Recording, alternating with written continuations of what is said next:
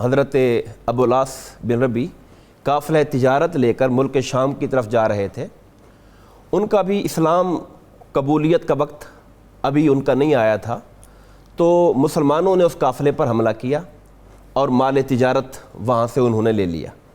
ابو العاص وہاں سے فرار ہوئے اور وہاں سے واپس مدینہ کی طرف چھپتے چھپاتے پہنچے، اور حضرت زینب جو کہ مدینہ پہنچ چکی تھی، وہ بدر کے واقعے کے اندر تفصیلات شاید آگے آ جائیں گی کہ حضور نبی کریم علیہ السلام نے جب ان کو بدر میں رہا کیا تھا بغیر فدیہ کے، تو شرط یہ رکھی تھی کہ آپ میری صاحبزادی کو جا کے بھیج دیں، زینب کو جا کے واپس بھیجیں گے. تو آپ زینب چونکہ مدینہ آ چکی تھیں تو وہ چھپتے ہوئے ان کے گھر جا کر پہنچ گئے. ٹھیک رات کے وقت میں فجر کی جب نماز ہوئی تو حضرت زینب نے، بعض روایات میں آتا ہے دروازے پہ کھڑا ہو کر، اور بعض نے کہا نماز میں جو عورتوں کی صف تھی وہاں سے آپ نے پیچھے سے کھڑے ہو کر ندا دے دی کہ ابو العاص کو میں نے پناہ دے دی ہے.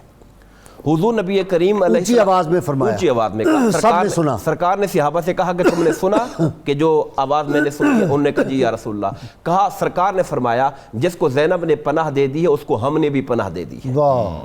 یہ عورتوں کا ایک وقار ہے. دیکھیے کہ جو اسٹیٹس آف وومن ان اسلام، عورتوں کا دیکھیں اسلام نے کیا ان کو دیا ہے اس معاشرے میں. جی عورت نے اگر پناہ کا اعلان کر دیا ہے تو اسے ریاست قبول کر رہی ہے. ریاست کی پروٹیکشن، ریاستی پروٹیکشن ہوگی. پھر سرکار دو عالم ان کے گھر تشریف لے گئے اور کہا اپنے مہمان کی عزت کرو، مگر چونکہ اب وہ حکم آ چکا تھا کہ اب جو کافر و مشرک ہے اس کا جو نکاح کا تعلق ہے وہ قائم نہیں ہو سکتا اس کے ساتھ، تو سرکار نے اس بات سے ممانعت کر دی کہ ان کی عزت اور احترام کرو مگر اس بات سے اجتناب کرو. ٹھیک. تو اس طرح سے حضور نبی کریم علیہ السلام کے پاس جب وہ چلے گئے اب مکہ، وہ ملاقات کے لیے آئے اور سرکار سے عرض کی کہ یا رسول اللہ آپ مجھ پر احسان کریں اور میرا مال مجھے واپس کر دیں، چونکہ مکہ والوں کی امانتیں ہیں میرے پاس. تو حضور نبی کریم نے صحابہ کرام سے فرمایا تو انہوں نے ان کا مال واپس کر دیا.